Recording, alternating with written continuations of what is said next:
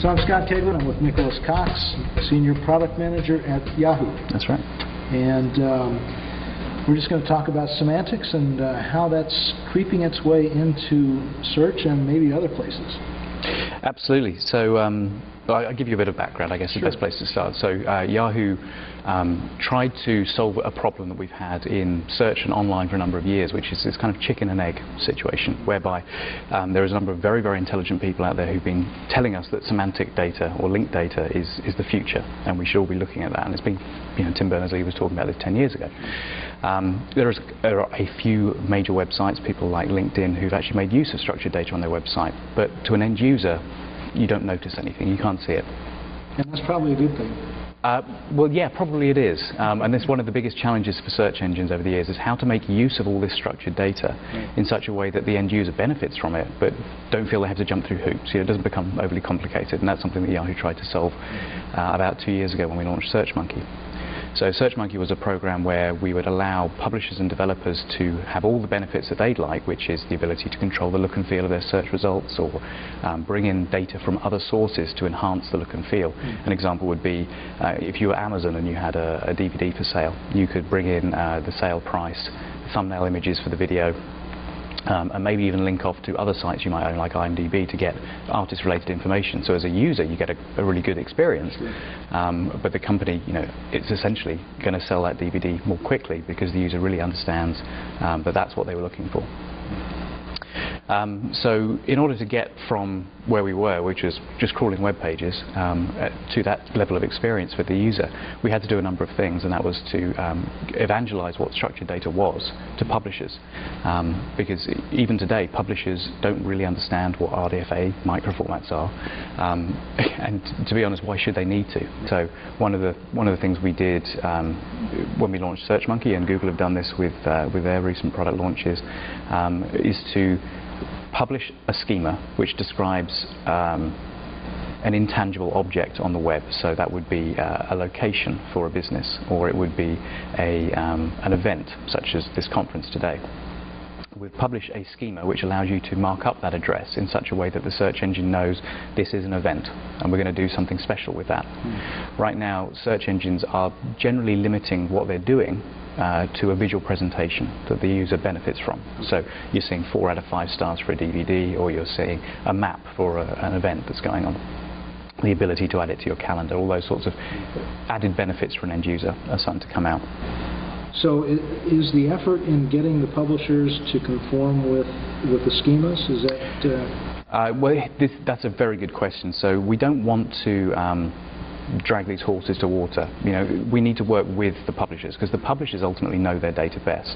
Sure. So if you take Yahoo, which is, as a closed ecosystem, we have finance as a property which has an enormous amount of finance data to it.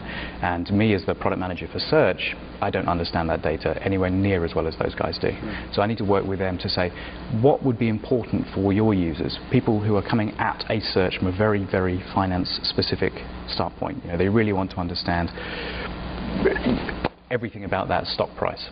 I just, by the fact I pause there, suggests I'm ignorant in that space. Right. So I go and work with companies and with product managers within Yahoo, and we've worked with a number of very big names, such as Yelp and City Search, to understand local data, and people like Amazon and Best Buy, who are explaining to us how their products work and what users are looking for there. So we're trying to understand what's important in that data. And once we've understood what's important in that data, we're in a position to work with them to build a schema. And in some cases, schemas exist and have done for a number of years. So you can speak to people at this conference who have been pushing various microformats for a number of years, trying to gain some traction. And if that microformat is suited to the data at hand, and that's really what we're looking at, does it match the data that the major publishers and our end users are looking for, then we'll go with that. So if you look at the published schemas for SearchMonkey, you'll see that we've embraced a number of very popular standards in microformats. And Google are doing the same sort of thing. So we're not just inventing new formats for the sake of formats. The last thing everyone needs is another standard. We'd like to work with the open standards that exist, right? So, do you see this making progress, or I guess maybe better, is there an end point in sight? I mean, this could be a forever kind of a search. Yes. Use search in the wrong way. Yeah, no, you're absolutely right. It really could be. So that's one of those big vision questions, which is difficult at this point to answer.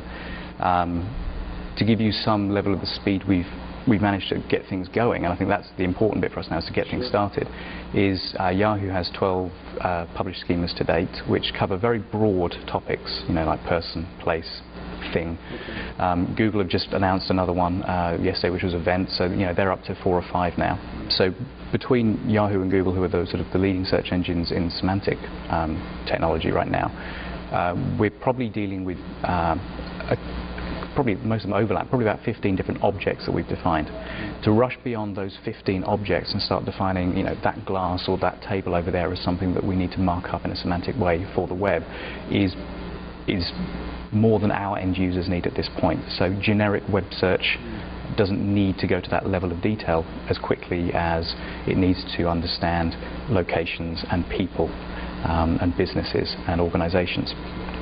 So to say that we will continue defining schemas and launching these every few months from the major companies, I don't think we'll get to that level. I think we'll end up working more in partnership with each other, because there's no point. I like to liken semantic structured data on websites to HTML. Okay. There's no point having a race between Google, Microsoft, Yahoo, Ask Jeeves as well, to define the next HTML. We have a standards body who define that. Then everyone adopts one standard and we all benefit from it. We all have different search results, we all have different look and feel, and we all have different market shares as a result of the work we do. So there's definitely, that's where the effort should be focused. So working with people like MetaWeb, Freebase, and other companies like that who will help us define these schemas, I think it takes the work out of the search engines world. It's not really where search engines need to be. We just needed to get this moving and get people to understand the benefit of structured data and to start marking it up and start reminding people that just because you have years and years of intellectual property built up into your website, you're not suddenly going to lose it by structuring it in such a way that people can now read and understand and parse your data in a different way. Actually, what you're doing is driving more users to your site, helping people find you in the first place, and then helping them use your data in a new and a novel way. Where is all this going in terms of making money from these kind of things? I mean, are you seeing that it's driving more traffic? Is it giving people better results based on what they're questioning? Are they finding things that they didn't think they were going to find? Mm-hmm. I mean, again, a very good question. So we published a study about just over 12 months ago now with Yelp, where we looked at the traffic that they had before they enriched their results using the SearchMonkey platform, and then what happened after that. And they were seeing a 15% increase in click-through rates. Okay, so it's not something to be sniffed at. That's one particular company, and we've noticed that different types of object, so person, place or thing, and have different types of representation within the SearchMonkey platform. They attract different levels of click-through rate, but it's fair to say in every example that we have today, they have seen an increase. It may be very close to a 0% increase, but they have seen an increase, and some of the largest ones we've seen have been 15 to 20%, and in some cases above that, depending on the data type. So the publisher of the data, for having spent a few days in some cases actually marking up their site and changing their content management systems to employ RDF or microformats, they're getting a quite quick benefit. The other thing we're seeing, and this is more anecdotal, we've never published a study on this, but you can introduce you to the people we've been working with who notice that the qualified clicks that they get, that is a user who comes to their site and makes an informed decision to stay there and purchase something, those users increase. So the user sees more information up front before they make a decision to click, which actually in search terms is quite an expensive thing to do. When you perform a search, you scan a set of results, and then to actually make the decision to click on something, that's quite a big step in the world of search, believe it or not. So if you can see more information up front, it drives the user to make a more educated decision, and ultimately more happy with the decision that they make. I appreciate your time. Thanks very much. Okay. Appreciate it. Thanks.